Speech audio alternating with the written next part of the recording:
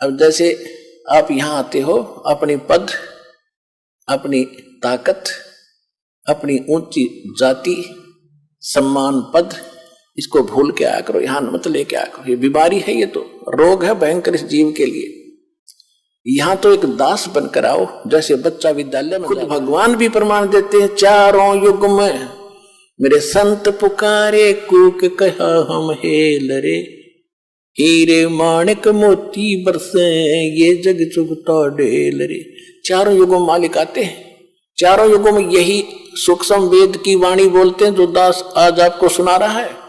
लेकिन उस समय ये संस्कृत के ज्ञाता, ये अभिमानी लोग इस लाल को परख नहीं पाते और हमें भी वंचित रखते हैं, स्वयं भी वंचित रह जाते हैं। परमेश्वर ने तो श्री कृष्ण जी ने कहा कि परमात्मा ने वो वाणी बोल ही रखी थी और ये शब्द खंड नहीं होता। सबके अंतःकरण में ये जो का तू जमा होता है, चाहे कितनी बार जन्म कुत्ते का देखा हो लो, मनुष्य का जब जन्म होगा और यदि आपका वो टीवी चालू हो गया जातक से, तो आप सामने ये कभी भी ये वाणी पढ़ सकते हो, सामने नजर आ जाएंगी, सुन भी सकते हो अंदर से टेप की तरह। तो श्री कृष्ण जी ने कहा आपकी वाणी है भगवान, संत मिलन को चालियो तजमाया अभिमान, जो जो कदम आगे रखे सो सो हो ये समान। इस अध्यात्म मार्ग से आपने भी शिक्षा लेनी है कि जिस समय यदि इस सतलोक आश्रम बरवाला में ये दास बैठा है, पृथ्वी पर संत कहो, सतगुरु कहो या दास कहो, जिसके पास वो अनमोल खजाना है जो किसी के पास नहीं है, इससे वो अनमोल खजाना प्राप्त करने की विधि कैसे है? संत मिलन को चालियो तजमाया अभिमान, जो जो कदम आगे रखे ओ हे ये समान। अब जैसे आप यहां आते हो, अपनी पद, अपनी ताकत, अपनी ऊंची जाति, सम्मान, पद, इसको भूल के आया करो, यहां मत लेके आया करो। ये बीमारी है, ये तो रोग है भयंकर इस जीव के लिए। यहां तो एक दास बनकर आओ, जैसे बच्चा विद्यालय में जाता है, बच्चे कितने बड़े अधिकारी का है, किसी राजा का है, किसी का है, वहां तो एक साथ पढ़ता है, एक जैसा बैठता है और बच्चे उसको खुरकाते धमकाते, इधर बैठ, चल इधर बैठ। वो उस समय कभी कंप्लेंट नहीं करता अपने माँ बाप को जाके, वो मुझे धमकाता था, वो मुझे खुरकाता है, वो बच्चों की तरह ही रहता है। तो यहाँ आपने आके, चाहे कितना उच्च पोस्ट हो आपकी, ये उच्च पोस्ट तक 2 दिन की है, फिर कई पोस्ट मिल जाएंगी, गधे कुत्ते सुअर की जाए, यहाँ ठीक ठाक ना रहे तो वो भारी पड़ जाएंगे आपको। इसलिए यहां आकर विनम्र रहे, अधीन रहे, इस मन को सेट करना है। जब तक हम अधीन नहीं होंगे भगवान राहत नहीं देगा। इसलिए श्री कृष्ण, उनको परमात्मा ने लीला करनी थी कि श्री कृष्ण में ऐसी प्रेरणा भरी, उसने जाति दंडोत प्रणाम किया तो 5 पांडवों ने भी किया। अगर वो प्रणाम नहीं करते तो भी राजा नहीं बख्शते दाता। ये नियम है दाता का। सबको पहले किसको भी कहते सोच छिद्र मैं करूं, अपने जन के काज, अधीन होना पड़ेगा भगवान के निकट आने के लिए। अहंकार से भगवान 100 कोस दूर है।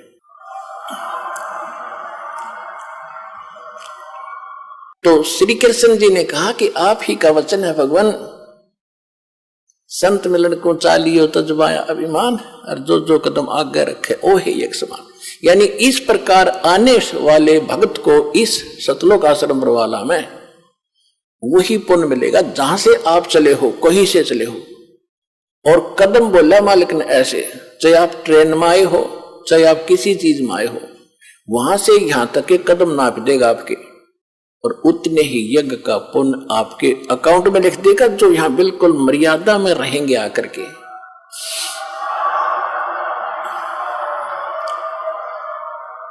और उस एक यज्ञ को करने के लिए उन पांडवों ने शास्त्र विदिता का मनमाने ढंग से अरबों रुपये खर्च किए तो भी सफल नहीं हुई वो यज्ञ। और वो पुण्य आपको यहाँ आने वाले को मर्यादा में विनम्र भाव से, निष्कपट भाव से और सीधा साधु भगत से यहाँ भाव से रह कर दर्शन करने से, सत्संग सुनकर जाने से लाभ हो जाता है। तो श्री कृष्ण जी ने कहा कि हे दाता, हम इंद्रप्रस्थ से चले हैं दिल्ली से, और यहां तक आने में हमारे जितने भी, आज आप देख सकते हो, आप तो अंतर्यामी हैं। कृष्ण जी तो उनको सही संबोधन कर रहा था, लेकिन उनका ना जच्चे थी, यो सुदर्शन को ऐसा क्यों बोल रहा है, किसको? वो पांडव खड़े थे। आप तो अंतर्यामी हैं, आज आप खूब देख सकते हो आज इनकी क्या हालत है। ये मेंटल हुआ खड़ा है धर्म युधिष्ठिर तो, और इनका इतना पैसा खर्च हो चुका है। ये आपके सामने भीम, अर्जुन, नकुल, सहदेव सारे खड़े हैं, आप देख सकते हो आज इनकी क्या हालत है। भीम बड़ा पश्चाताप कर रहा था, ऐसे ऐसे कर रहा था, ऐसे ऐसे कर रहा था, और इतने अधीन होकर आपसे आज आपके द्वार आए हैं। और आप ही की वाणी है कि जो ऐसे आता है उसको एक कदम का भी एक यज्ञ का फल मिलता है। इसको उनको यहां से यहां तक जितना भी हमारे पुण्य हुए हैं आपके वचनानुसार, ये मालिक 100 रख लो, बाकी हम दासों की झोली में डाल दो, हमारा भी कल्याण हो जाए। साधु भूखा भाव का, धन का भूखा ना, अर्जय को धन का भूखा, पर वो साधु भी को ना। वो तो यही देखना, यही बनाना चाहते थे कि मैं अपनी रजा बक सकूं, इस योग्य हो जाएंगे। और किसके उनके यज्ञों के भूखे थे, वो तो परिपूर्ण परमात्मा समर्थ कबीर भगवान। सब पदवी के मूल हैं और सकल सिद्धि है तीर, दास गरीब सतपुरुष बजो, वो अवगत पुरुष कबीर। के सब पदवी के मूल हैं, सब पदवी यानी जैसे प्रधानमंत्री, राष्ट्रपति अपने देश के, उसके पास सभी पावर हैं, सब पद जितने हैं, कोई मंत्री का है, मुख्यमंत्री का है, कोई IAS, IPS, डॉक्टर, जो भी तहसीलदार है, वो सब पदवी के मूल हैं, उसके नौकर हैं सभी। वो किसी भी पावर अपनी पद का, सब पद उसके पास हैं, उसने आगे बांट रखे हैं। तो वो फिर तहसीलदार बनना चाहोगे क्या, पर राष्ट्रपति नहीं। इसी प्रकार कहते परमात्मा तो कबीर जी तो सब पदवी के मूल हैं और सकल सिद्धि है तीर, उसके पास सब सिद्धियां हैं, असंख्य सिद्धि। यहाँ तो अष्ट सिद्धि में से कोई एक आधी सिद्धि प्राप्त करके ये चौधरी पाके फिरे थे, महापुरुष पाके गए थे, विद्वान और भगवान की दर्जा ले गए थे। अगस्त ऋषि जैसे ने 7 समुद्र पी लिए एक घूंट में, इसी से सबके यहाँ बोल बाला हो गया। कहते उसके पास सकल सिद्धि है तीर, उसके सब उसके पास वो सिद्धियां हैं जो इनके पास कभी नहीं हो सकती। और दास गरीब सतपुरुष भजो, गरीबदास जी कहते हो सतपुरुष की भक्ति करो, अविगत सत्य कबीर। अब इस बात से प्रसन्न होकर परमेश्वर ने कहा ठीक है मैं चलता हूं। खूब अधीन देख लिए। जब भीम गया था ना पहली बार, उसने बकवास करी थी, उससे पहले वो स्नान करके आया था एक तालाब में, बहुत बड़ा तालाब था, और उस समय भीम की भी हाइट लगभग 30-40 फुट की थी द्वापर युग में। और जब उसने उस तालाब में स्नान करने के लिए सुबह सुबह गया तो उसके पैर नहीं टके थे, गोते मार मार नाव था। तो तब परमात्मा ने उस भीम से कहा कि पहलवान इधर आए एक बार। कहा जी, जो तन्यों खड़ा था पहलवान भीमसेन, कि तू के डींग मार। उस दिन क्या कहा था भीम ने, क्योंकि सारी बातें बताएंगे। जब उन्होंने ये कहा ना सुदर्शन जी ने कि भीम तुमने नाश कर रखा, 18 करोड़ आदमी मार दिए, और आज तुम राज प्राप्त करके उन बहन बेटी विधवा होगी, अनाथ बच्चे होंगे, उसको नरक को खा रहे हो। तो भीम ने कहा था कि ज्यादा मत बोला बाबा जी, अपने दम से युद्ध जीता है, एक का मारूं था 20 मरे थे, इतनी ताकत है मेरे में। तो उस समय परमात्मा तो अंतर्यामी, उन्होंने तो सबकी वार्ता का पता ही होता है क्या क्या बात हुई थी। तो परमात्मा ने कहा कि सुदर्शन जी रूप में कि भीम जिस दिन आप पहले आए थे, जब ये कह रहा था एक का मारूं था 20 मरे थे, मेरे में ताकत है, तेरे जैसे ताकतवर तो नरे जा लिए, तो पासिंग भी कोई ना भाई।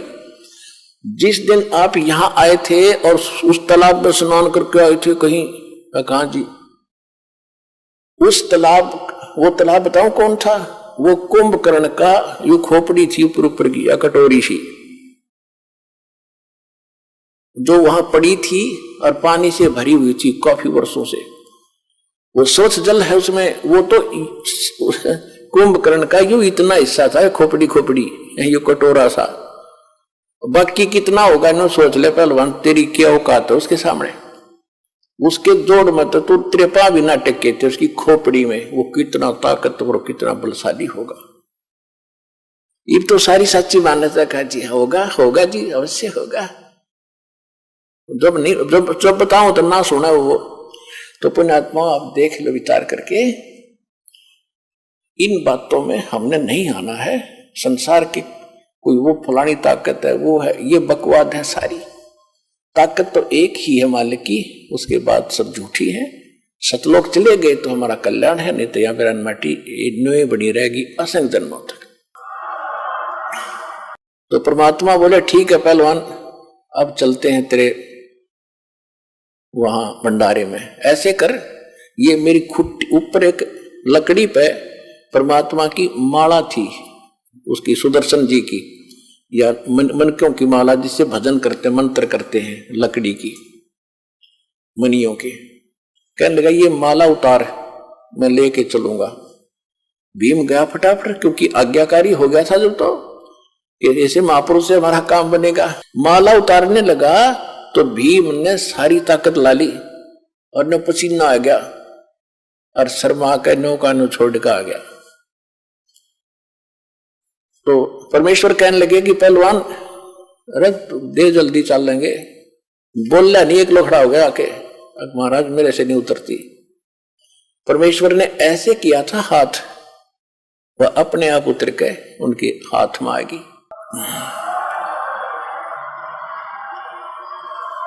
अपने आत्माओं संत चमत्कार नहीं करते, उनसे आपा हो जाते हैं। और ये अगर मालिक थोड़ा सा ना करते, अगर ऐसा नहीं करते तो भीम इनका थोड़ा बहुत भ्रम बना रहता।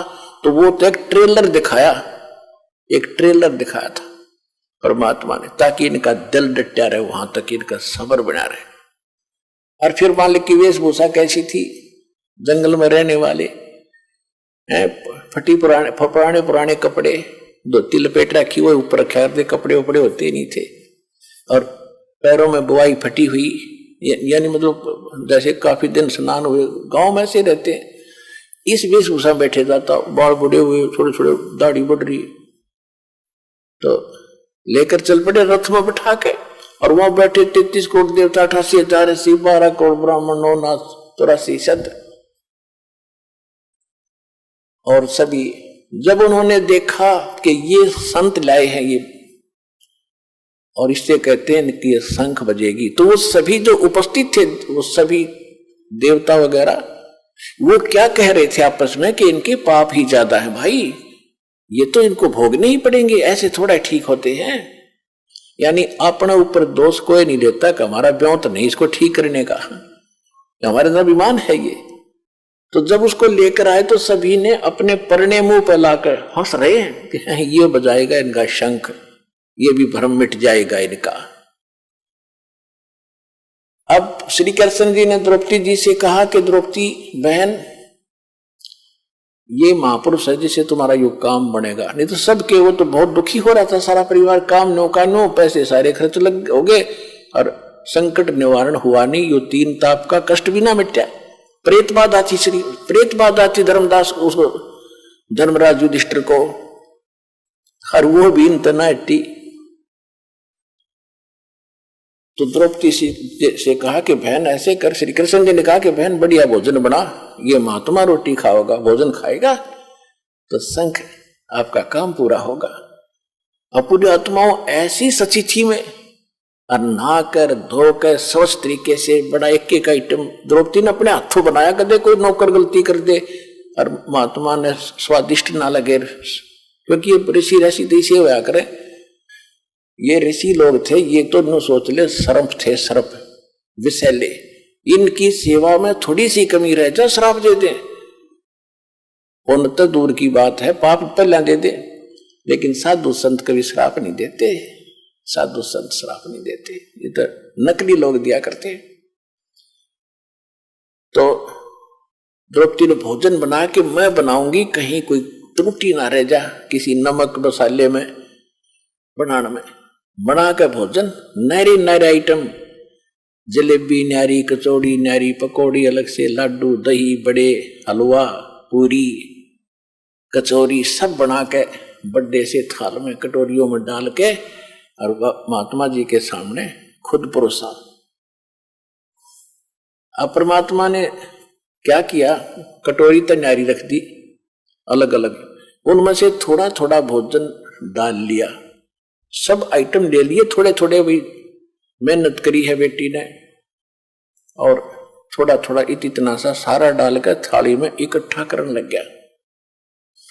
अब द्रौपदी ने सोचा था कि महात्मा घास फूस का खाने वाला, जंगल में रहने वाला, ऐसा भोजन बना दिया, उंगली खाओगा उंगली चाटेगा और 100 जगह मेरी महिमा बांटेगा कि भोजन बनाया द्रौपदी ने। भाई ऐसा भोजन सुना ही नहीं, देखा भी नहीं इतना स्वादिष्ट। अब उसने बनाया तो इस दृष्टिकोण से था, सभी बहनों की यही एक टेंडेंसी होती है कि अतिथि आ जावे तो कोई मेरे बनाए हुए भोजन में त्रुटि ना रहे, कहीं ये बाहर जाके मेरी बुराई करे कि ऐसी बहन थी उसने कुछ भोजन भी ना बनाना आया। तो अपने सामर्थ्य से अच्छा भोजन बनाती है, यही द्रौपदी ने किया। जब उसने देखा द्रौपदी ने कि इसने तो सारा काम बिगाड़ दिया, सारा गुड़ गोबर कर दिया, सारी इकट्ठी कर दी, टेस्ट नहीं लिया किसी वस्तु का, और मैंने 2 घंटे तक दो में मांग फुड़वाई, लकड़ी से चूल्हे पर बनते थे आइटम, तो मन मन में बहुत बुरा भला कह दिया महापुरुष के प्रति कि जिसी सकल इसी अकल, शूद्र का शूद्र ही रहा, इसने खाने का भी नहीं पता, ये काहे का शंख बजाएगा, काहे का ये काम पूर्ण करेगा, ये मन बड़ा दुष्ट है, 1 मिनट में काम बिगाड़ देता है।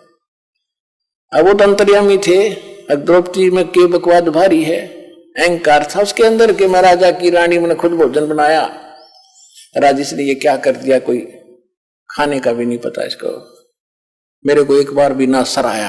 परमात्मा अंतर्यामी थे, अब उसमें वह मरोड़ रही थी, अहंकार था। जब तक अहंकार है भगवान मदद करेगा नहीं, उसका वो अहंकार तोड़ना था, उसका बल काटना था, तो उसमें मरोड़ी रह रही थी थोड़ी बहुत, बल टेढ़ा बन रह रहा था, वो टेढ़ापन ठीक करना था द्रौपदी का। परमात्मा ने क्या किया, जितना भी वो सामान थोड़ा थोड़ा इकट्ठा पदार्थ मिलाए थे, इकट्ठा करके एक बार खाया। जो शंख रखा था टस से मसली हो रहा था, उसने एक बार आवाज की और बंद हो गया, सबका ध्यान गया, खुशी की लहर दौड़ गई कि हो बड़गी बात। दूसरी बार फिर खाया, दूसरी बार फिर शंख ने आवाज की, फिर बंद हो गया। 5 बार में उसने सारे आइटम को खा लिया जो डाल रखा था थाली में, तो 5 ही बार में वो शंख बजा और बंद हो गया। परमात्मा ने वह थाली चाट दी और साफ करके रख दी। अब युधिष्ठिर ने कहा कि भगवान ओहो निहाल हो गए, ये परमात्मा कहाँ छुपा था ये रुस्तम, ओहो ये तो परम संत है, आपने बड़ी दया करी, ये आप ही का आशीर्वाद है इसके ऊपर। कृष्ण जी बोला मेरा आशीर्वाद ना है, ये तो आशीर्वाद किसी और का है, तुमने उसका पता नहीं, ये आशीर्वाद तो कोई और है, ये खुद आशीर्वाद दिखा है मैंने, तो आशीर्वाद नहीं है इसके पास। तो फिर कृष्ण जी ने कहा कि भाई बात सुनो, ये अभी बात बनी नहीं। क्यों नहीं बनी भगवान, क्या बात हो गया? कि इस शंख ने तो बहुत देर तक बजना चाहिए था और इतनी जोर की आवाज करनी चाहिए थी, स्वर्ग लोक में इसकी आवाज जानी चाहिए थी, अभी बात बनी नहीं भाई। अब कलेजा पकड़ लिया युधिष्ठिर ने कि भगवान अब किसको लाओगे बुला करके? श्री कृष्ण जी ने कहा कि भाई कोई बुलाना शेष नहीं है, ये महापुरुष जो बैठे है ना, ये परमात्मा है, खुद ने सोच लो, परम शक्ति है, और इसके एक बाल के बराबर भी ये 3 लोग नहीं है। द्रौपदी युधिष्ठिर अपने घर में किसी ने कोई गलती कर रखी है भाई, पुण्यात्माओं देखो, सतलोक आश्रम बरवाला जिला हिसार हरियाणा में सभी भक्त आते हैं और सबको एक ही जैसा आशीर्वाद, एक ही जैसा मंत्र सबको दिया जाता है। एक तो आता अगली बार कूदता हुआ, जी मैं ये ठीक हो गया, मुझे ये लाभ हो गया। दूसरा कहता मैं 5 बार आ लिया, मुझे कोई लाभ नहीं हो रहा। पुण्यात्माओं, जब पावर हाउस एक और उसी से कनेक्शन सबको दे रखा, एक की बिजली जल रही है, पंखा चल रहा है, दूसरे का नहीं जग रहा है, तो तेरा पंखा खराब है, उसने ठीक करा भाई, जगेगा। सतगुरु के दरबार में कमी काहे की ना, हंसा चूक नहीं पावता, तेरी चूक चाकरी मां। अपनी त्रुटि ठीक करे।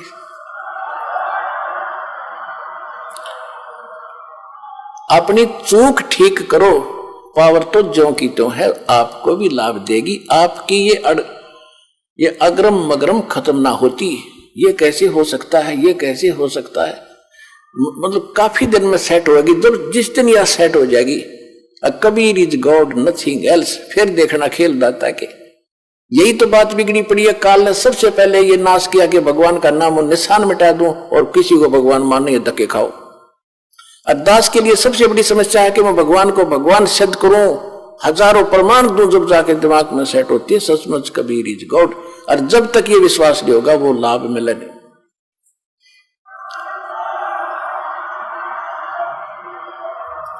जैसा कि आप परमात्मा को जब भोग लगता है, एक शब्द सुनते हो, मोकू का खोज ढूंढे रे बंदे, मैं तो तेरे पास में, ना तीर्थ में, ना मूर्त में, ना काशी कैलाश में। लास्ट में फाइनल करते हैं, कह कबीर सुनो भी साधो, मैं तो हूं विश्वास में, और सब श्वासन के श्वास में। जो नाम तुझे दिया गया उसका जाप कर, और जिस दिन तुझे विश्वास हो जाएगा कबीर इज गॉड, सब कुछ कर सकता है, हृदय मान लेगा तेरा, उस दिन देख मेरे खेल।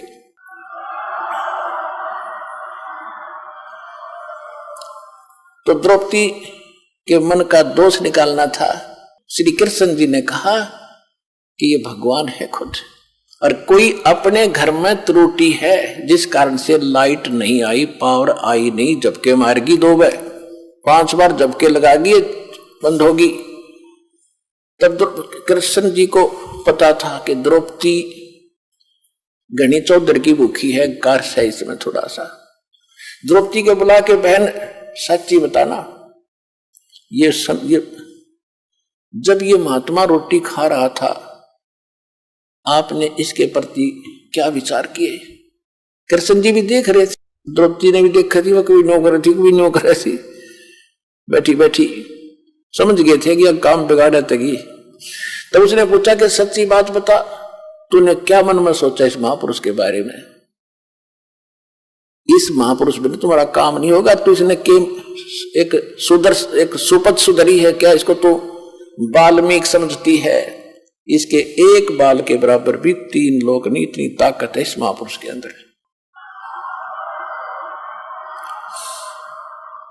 द्रौपदी ने कहा सच्ची बता। द्रौपदी से कहा श्री कृष्ण जी ने कि सच्ची बताना, कि हाँ जी सच्ची बताओ। मैंने किसी नौकर का सहयोग नहीं लिया नौकरानी का भोजन बनाने के लिए, अपने हाथों भोजन बनाया। ने सोचा था ऐसा भोजन खिला दूंगी, महात्मा गुण गाओगा मेरे जाके और उंगली चाटता रह जाएगा। जब इन्होंने सारा इकट्ठा कर दिया, खिचड़ी बना दी, मैंने बड़ा दुख हुआ और ये शब्द बोल दिए कि रहा शूद्र का शूद्र, इसने खान का पता ना पीन का पता है, और ये काहे का शंख बजाएगा, काहे की कार्य सिद्ध करेगा। श्री कृष्ण जी बोले आपने तो एक पाप और इकट्ठा कर लिया, संत के बारे में गलत सोच कर। संत तो किसी तरह रहे, कैसे ही करे, तुमने बकवादों की जरूरत नहीं। अगर आप ही इतने अच्छे होते तो फिर इसको बुलाकर मैं क्यों लाया, मूर्ख हूं क्या मैं, ये सोच लेती थोड़ी बहुत। ये क्या है, कौन है, ये तो मैं भी ढंग से नहीं जानता, पर काम बनेगा इस तरह। तब द्रौपदी से कहा कि तू इसके चरण धो, या धूल समेत इसके पैर पी, चरणामृत पी, ताकि तेरी अकल ठिकाने आवे, तेरा पाप कटे, अहंकार मिटे। द्रौपदी जब बात पड़ेगी। द्रौपदी ने उसी समय प्रात में पानी डाला, एक लोटा लाई, परमात्मा के चरण धोए कबीर जी के, सुदर्शन जी के। सुदर्शन रूप में मालिक बैठे थे, वो चेला तो सैर सपट्टे को चला गया था। अब धो के वो पैर जब द्रौपदी ने डाल के गिलास में दो पुनः पिया और कहा कृष्ण जी ने कि आधा मुझे भी दे बहन। इसे महापुरुष का शरणागत कब कब नसीब हो। आधा श्री कृष्ण जी ने पिया, आधा द्रौपदी ने पिया। उसी समय शंख बजा, उसी समय शंख बजा और स्वर्ग तक उसकी आवाज गई। पूरी पृथ्वी पर फलदार वृक्षों के फल लदपद हो गए, फूलदार वृक्षों पर फूल लदपद हो गए।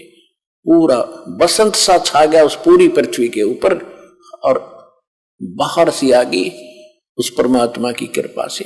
तब उनके वो 3 ताप का दुख दूर हुआ। वो 3 ताप भी तब कटे, वो प्रेत बाधा भी ना श्री कृष्ण से कटी, ना और साधना ऋषि मुनियों से कटी, समाप्त हुई।